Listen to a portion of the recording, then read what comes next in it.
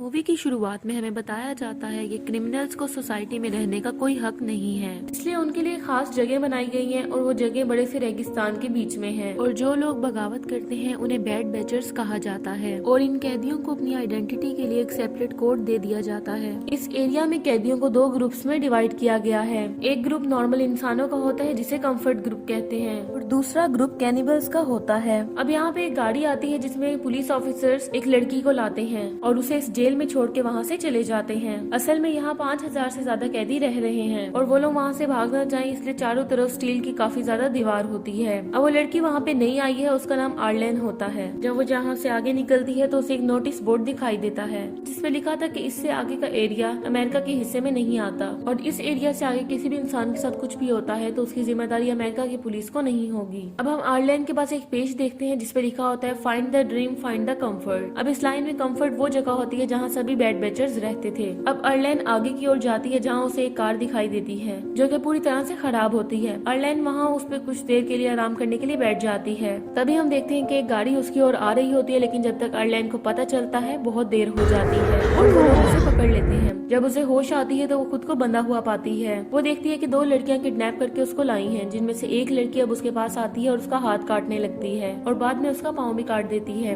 दरअसल ये लड़कियां नरमक्सी ग्रुप की कैदी होती हैं। जब उन्हें रेगिस्तान में खाने को कुछ नहीं मिलता तो वो इंसानों को खाना शुरू कर देती हैं। इन सब की एक स्ट्रॉन्ग टीम होती है जो सब मिलकर एक साथ काम करते हैं। वहाँ बहुत से हाथ पैर कटे हुए लोग होते हैं जिनको इन लोगों ने कैदी बनाया था। जब उन्हें भूख लगती है तो वो उन्हीं प्रिजनर्स में से कुछ लोगों को हाथ पांव काट के पका के खा लेते हैं। अब अर्लेन भी उनके काबू में होती है और वो समझ जाती है कि बहुत जल्द उसकी पूरी बॉडी इनका शिकार हो जाएगी। जिंदा बचने के लिए यहाँ से भागने के अलावा कोई दूसरा ऑप्शन नहीं बचता। उसके हाथ पांव कट चुके होते हैं और एक रूम में उसे चेन से बांधा गया होता है। ऐसी हालत में उसका भागना नामुमकिन होता है। अब उसे एक आइडिया आता है और वो अपना सारा लेट्रिन अपने बॉडी पे लगा लेती है। नेक्स्ट डे एक एनिमल लेडी उसे चेक करने के लिए आती है तो वो उसे लेट्रिन से लथपथ चेन से फ्री कर देती है और उसे साफ करने के लिए बाहर ले जाती है। अब जब वो लेडी पानी लेने के लिए जाती है तब अर्लेन वहाँ पड़ी एक रॉड को अपने पास छुपा लेती है और जब वो लेडी उसे क्लीन करने के लिए आती है तो वो मौका पाकर रॉड से उस पर हमला कर देती है। अब वो लेडी नीचे गिर जाती है और अर्लेन बार बार उस पर वार करती है जिससे वो लेडी मर जाती है। अर्लेन रेंगते हुए वहाँ से भागने की कोशिश करती है, तभी उसको वहाँ पे स्केटिंग बोर्ड मिलता है जिसकी मदद से वो भागने की कोशिश करती है। वो बहुत बड़ा रेगिस्तानी इलाका होता है। अर्लेन ज्यादा दूर नहीं जा पाती और भूख और प्यास के मारे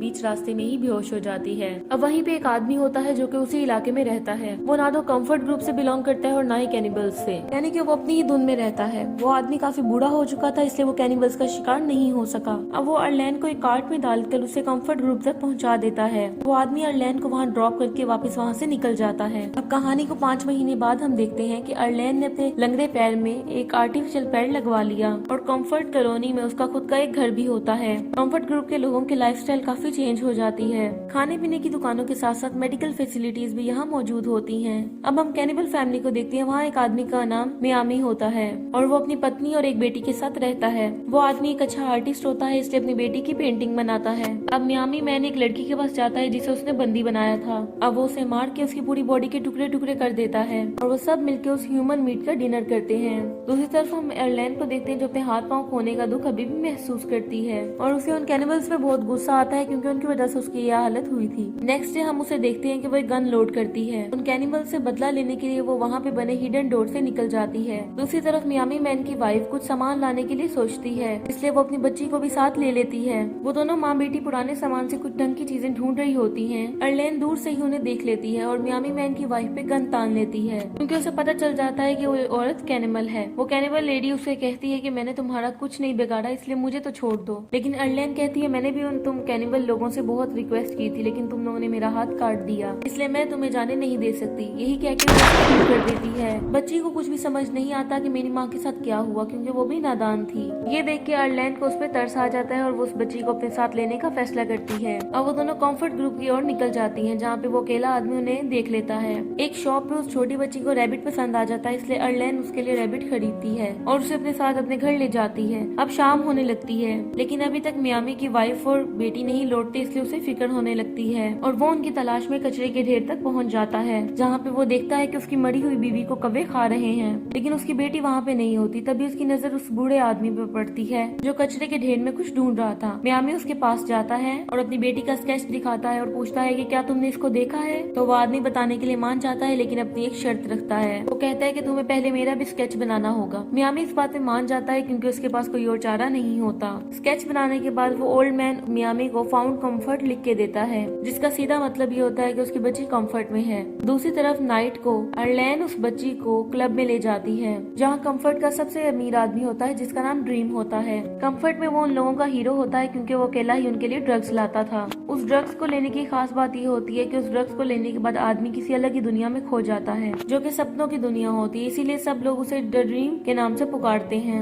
अब अर्लेन भी वहाँ पे थोड़ी सी ड्रग्स ले लेती है और उसी वक्त उस बच्ची का रैबिट वहाँ से भाग जाता है और वो उसका पीछा करते करते अर्लेन से काफी दूर चली जाती है और अब वो पहुँचते पहुँचते ड्रीम के पास पहुँच जाती है और वो ड्रीम उस बच्ची को ले जाता है। दूसरी तरफ अर्लेन पे ड्रग्स का असर होने लगता है और उसे कुछ भी होश नहीं रहता, उसे कुछ भी पता नहीं चलता और ना ही उसको ये पता चलता है कि मियामी उसके पास खड़ा है। नेक्स्ट मॉर्निंग जब उसे होश आता है तो वो खुद को कंफर्ट से काफी दूर पाती है और उसके पास मियामी मैन खड़ा होता है जिसके हाथ में अर्लेन की आर्टिफिशियल टांग होती है। तब वो अपनी बेटी का उसको स्केच दिखाता है और कहता है कि क्या तुमने इसे कहीं देखा है। तो अर्लेन झूठ बोल देती है और मना कर देती है। असल में कंफर्ट में किसी भी कैनिबल का आना मना होता है, अगर कोई आ जाए तो गार्ड उसे शूट करके मार देते हैं। अब मियामी अर्लेन से एक डील करता है कि अगर तुम मेरी बेटी को कंफर्ट से ढूंढ के ले आओगी तो मैं तुम्हें छोड़ दूंगा। अब अर्लेन इस डील को मान जाती है। मियामी उसे वार्न करता है कि अगर तुमने ऐसा नहीं किया तो मैं किसी भी हालत में तुम्हें जिंदा नहीं छोड़ूंगा। अब डील डन होने के बाद वो दोनों कंफर्ट की ओर निकल जाते हैं। रास्ते में उसे कैनिबल मिलता है जो कहता है कि अगर तुम इस लड़की की टांग काट के मुझे दोगे मैं तुम्हें गाड़ी का फ्यूल दूंगा। मियामी जब मना करता है तो वो उसे धमकी देता है कि मैं तुम्हें मार के इस लड़की को अपने साथ ले जाऊंगा। तब मियामी बिल्कुल दिक्कत के बगैर अर्लेन को उसे सौंप देता है। जब वो अर्लेन को लेके जा रहा होता है तो मियामी पीछे से चाकू फेंकता है जिससे वो कैनिबल मारा जाता है। अब मियामी उसका सारा सामान ले लेता है और उसका एक हाथ काट देता है। अब वो दोनों एक बाइक पे बैठ के कंफर्ट की ओर जाने लगते हैं लेकिन रास्ते में रेतीला तूफान आता है जिसकी वजह से उन्हें टेंट के बीच में रुकना पड़ता है। तूफान रुकते रुकते रात हो जाती है, इसलिए मियामी डिनर बनाने के लिए उस आदमी के हाथ को पकाता है। अब अर्लेन पूछती है कि तुम कैनिबल कैसे बने। तो वो बताता है कि जब मैं 16 साल का था तो एक बोट के जरिए अमेरिका आया था और अमेरिका की नागरिकता मेरे पास नहीं थी, इसलिए मुझे बैड बैचर्स बनाकर यहाँ भेज दिया गया। अब बातों ही बातों में वो दोनों एक दूसरे के काफी क्लोज आ जाते हैं लेकिन उसी वक्त पीछे से कोई मियामी को शूट कर देता है और वो कंफर्ट ग्रुप का कोई आदमी होता है जो अर्लेन को अपने साथ चलने के लिए कहता है। अब अर्लेन को सोच विचार करके उसके साथ चली जाती है लेकिन कंफर्ट में जाने के बाद वो अच्छा फील नहीं कर रही थी क्योंकि वो उस टाइम को याद कर रही थी जब मियामी उसके साथ था, उससे उसकी जान बचाई थी और उन दोनों ने काफी वक्त एक दूसरे के साथ गुजारा था। अब वो मियामी को पसंद करने लगती है और फैसला करती है कि वो वापस मियामी के पास जाएगी और अपनी लाइफ उसके साथ गुजारेगी।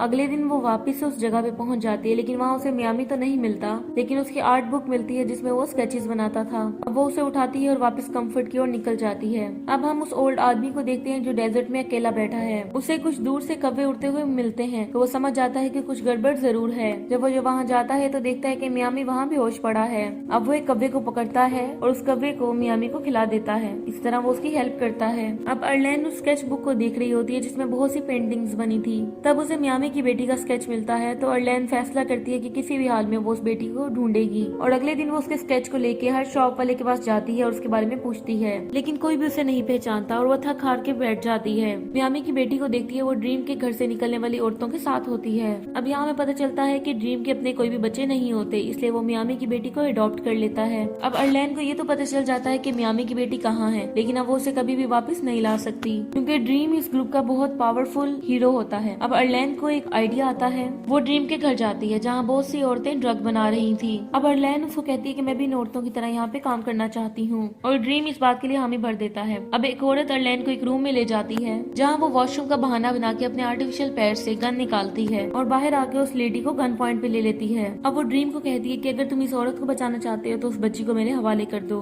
वो लेडी ड्रीम की वाइफ होती है इसलिए उसको उसकी डील माननी पड़ती है और उस बच्ची और लेडी के साथ वो कंफर्ट एरिया से बाहर आ जाती है। बाहर आके वो उस लेडी को भेज देती है और उस बच्ची के साथ डेजर्ट एरिया की ओर चली जाती है। आगे जाके उसे मियामी भी मिल जाता है जो अपनी बेटी को पाके बहुत खुश होता है। तब अर्लेन मियामी मैन से उसे अपने साथ ले जाने के लिए कहती है लेकिन मियामी मैन मना कर देता है कि हम लोग कैनिबल्स हैं और अगर तुम मेरे साथ जाओगी तो कोई ना कोई तुम्हें मार देगा, तुम्हारे लिए बेहतर यही है कि तुम वापस कंफर्ट में चली जाओ। लेकिन अर्लेन उसे अभी भी मना करती है और कहती है मुझे फर्क नहीं पड़ता कि तुम कौन हो, बस मैं तुम्हारे साथ अपनी जिंदगी गुजारना चाहती हूँ और मैं तुमसे बहुत प्यार करती हूँ। अब मियामी की बच्ची को भूख लग जाती है और वो कहती है कि मुझे नूडल्स खाने हैं। अब वहाँ पे नूडल्स नहीं होते इसलिए मियामी उसके खरगोश को मार के उसे खिला देता है और वो तीनों एक दूसरे के साथ काफी खुश होते हैं। इसी के साथ ये मूवी एंड हो जाती है। Thank you so much for watching.